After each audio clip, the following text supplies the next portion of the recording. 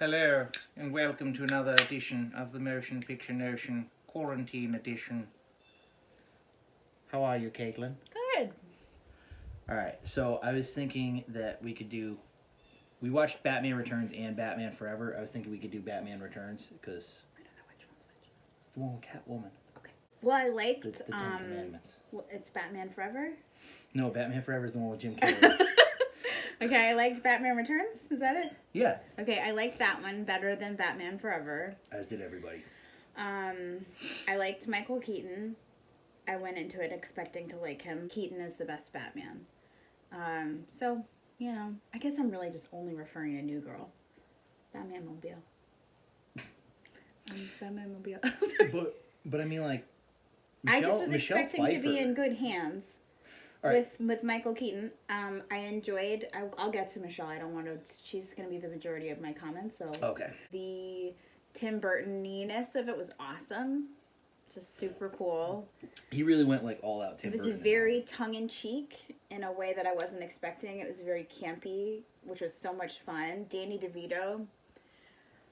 I mean, like, amazing. He just really, for me, it was hard to separate this from his character Frank. Because it feels like he's aggressively being a douchebag on purpose, and that's sort of Frank's whole deal. And I like that. I mean, like, it just his butt in the Come on, costume. Penguins, let's go out and get some horse. Yeah, his hooves. His butt in the costume. It just made me think about the scene in Always Sunny when he was wearing the hospital gown and he said, "Let's my ass breathe."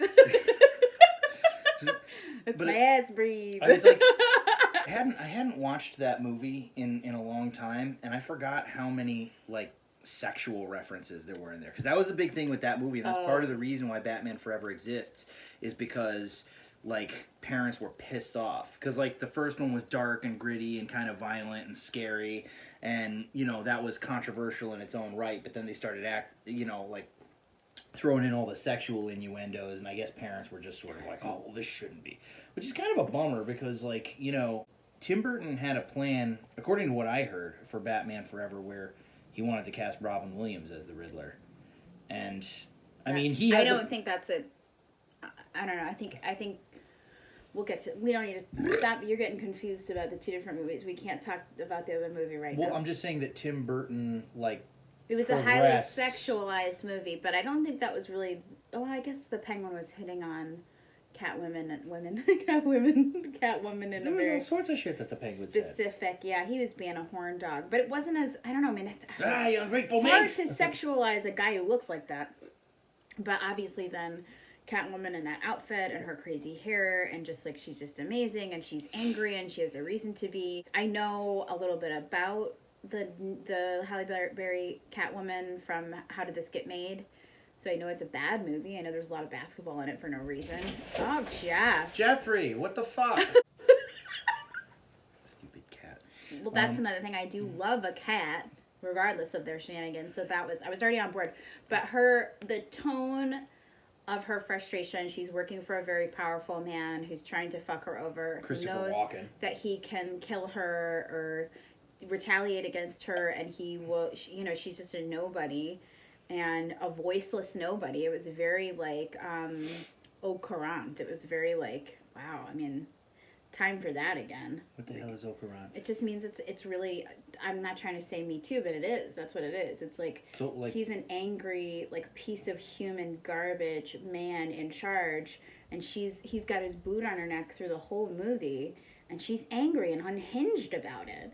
I think she was, I mean, because a lot of people credit, you know, Jack Nicholson with the Joker in the first one, and not for nothing. I mean, that really was like a very ballsy performance for the time that it came out. But I would say that Michelle Pfeiffer's Catwoman was like equally like awesome, and she is to date. This is one thing you cannot say for Jack Nicholson. Michelle Pfeiffer to date, at least in my opinion, plays more than one character. Hands down the best Catwoman ever. Like, no offense to Anne Hathaway, Christopher Nolan's universe. Well, it was supposed to be a lot more grounded. So she had a little bit more, like, I guess you could say, like, restriction, you know, because it was supposed to be like a Catwoman that kind of fit into the Nolan universe. But Michelle Pfeiffer went like all out, like full up, like time for a Catwoman anti-hero. I feel like it's I feel like well, she kind of is an anti-hero. She's not like straight up freaking evil. I mean, I guess in the Batman comic book she is a villain, but she's not like, because her and Bruce Wayne have that kind of complicated. I just felt very connected to the idea of her anger and why she was upset. I know I'm like over intellectualizing it, but it's like that thing where, you know, I'm not a superhero movie fan at all, but I definitely cried watching Superwoman run onto that battlefield.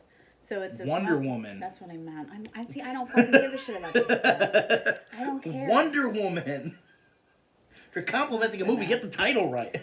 I know who Gal Gadot is. I know that we don't want to hear her singing Imagine. We don't want to see her singing Imagine. But she looked amazing I do like in her Gal cover Gadot. Story. I just read that. Gal Gadot. I referred to her as Gal Gadot on this channel, and that's not apparently waiting for the go. correct. We're waiting for the go. Waiting for Gadot. Yeah, that's probably what it was. My brother saw Waiting for Godot once, and he was at a performance where Gwyneth Paltrow and Ethan Hawke were in the audience, and he had just met his wife, my sister-in-law. They just started dating, so during the intermission, they were together at like a high top, and just talking to each other. Didn't realize that they were at the same high top with Ethan Hawke and Gwyneth Paltrow. Because they were just so in love, they couldn't. Did she have a vagina-scented candle? She didn't. But during the performance later, my brother started laughing about something in the performance and like derailed the whole performance because he was laughing so hard, and they kept playing into it. That's my Waiting for Godot story. It's a good one. So the Ten Commandments. We watched it for Easter. We can't give this movie a bad review because we're gonna go to hell if we do. So, also, it's a great movie. Oh no, it's a fantastic movie. I'd never seen it before. She was the one who recommended it, and I've never seen it all the way through like that. The Batman Returns and the Ten Commandments weren't even on like our list of shit that we were gonna do for these videos. No, they weren't. Ten Commandments was one on the list. I had scheduled it, and it was not one you could veto. It's what I wanted to do on Easter. Well, whatever. It doesn't matter. Like I mean, obviously, like big Charlton Heston fan. You know, Planet of the Apes and stuff like that. Dude's an awesome actor. He says, wait, I need to. He says God like this. God. He does. He's like, my God. He's Take your hands off me, you God. damn dirty ape. Well, Egyptian. So it's a beautiful movie. And he's a studly man beast. I mean, agree, but okay. You don't think he's a handsome dude? He's a handsome bloke. Ramses was hotter. Joshua was hotter. Okay. We didn't agree about who was everybody the ladies has who their were taste, hotter I suppose, either. but You thought the Egyptian queen was hotter, and I thought she was the Islamic. His wife. Miriam or whatever. I don't know. She was decent. She was a good looking woman, but yeah, the cans. The Egyptian chick. So I mean, like, okay, I just the part of it, this of my is a love. holy movie we're talking about. We talked about it after Mass with our mimosas. We watched this. It's almost a 4-hour movie. It was the first time we ever had mimosas at Mass. Yeah. Thank you, COVID. Yeah. And I was mind blown by like the production value of that movie. I mean, like, and it made its money back. Holy shit! The fucking sets on that movie were ridiculous, man. I mean, I'm shocked it was as little as it was, and so like you said, people. it made its money back. But the thing is, there was something here. You have a movie from what was it, 1960 something, maybe even 50 something. It might have been like late 50s. I think it's late 50s. Yeah, I think it's late 50s. Dude, like, holy shit. There are, like, effects and sets and costumes in that movie that would hold up today. Because, like, I mean, nowadays, everything would just be hoarded out with CGI. Yeah, it's all and it would look effects. Shittier. So stuff like I mean, like, from the building of the cities to the Pillars of Fire and, of course, the parting of the Red Sea. Which I'm still curious to know how they did. Because that looked pretty freaking fantastic. I mean, that's all. We watched it on Easter, so I was like moved on many different levels. It's hard to watch it without having kind of a religious experience. It's an extremely effective movie. Oh no, my favorite effect was the Holy Spirit. The tree? No, the Holy Spirit coming through. Oh, like the Raiders of the Lost Ark ending where the ground opens up and all that douchebag, and they have the golden idol, and they fall into the Holy hell Spirit pit coming to and killing the... I feel like this is a biblical reference you should understand. The Holy Spirit coming through on Passover and like it's mist on the ground. Oh, but yeah. at a point, it's like animation of like a hand. It was like something out of a horror movie. Because that But it's mist also was just like... yeah, that it's like they portrayed it with the, I don't know, there was something about the fact that they portrayed the Jewish people who were, the slaves to the Egyptian people, and, not only in fear of the Holy Spirit as much as everybody else was, the Old Testament God's an angry guy, but also, in pain to hear the people around them in pain. It was fascinating. It was a fascinating portrayal. Obviously, who knows? Plus, it was kind of eerie because they're all like inside this, and all the people who have the lamb's blood or whatever on their doors, like they're just like holed up here, and this mist is settling in and selectively and the Bible story killing is creepy. people on the scary. street. Yeah, I know, but it was kind of cool seeing it put to like and film, hearing the people screaming. Yeah, that was cool. Okay, can we talk about the costumes? Yeah, phenomenal. Mm-hmm. I mean, just like,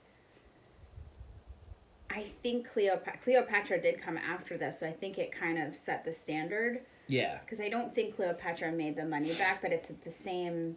The woman who Edna Mode is based on, Edith Head, did the costume design. Yeah. Unbelievable costume design. It's mind blowing, especially given how many people to create that kind of atmosphere and the feeling of that kind of the dust in Egypt and the difference between the different, the classes of people, the Egyptians and the Jewish people. It's just stunning work. I was a little bummed out there was no aliens in it. There were no aliens in the Bible either. How else did they build the pyramids? DVDs help them.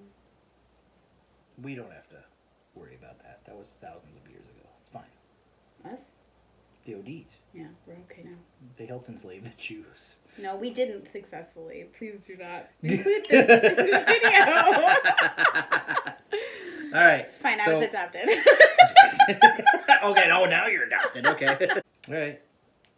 I think that's it. That's all. That's all she wrote.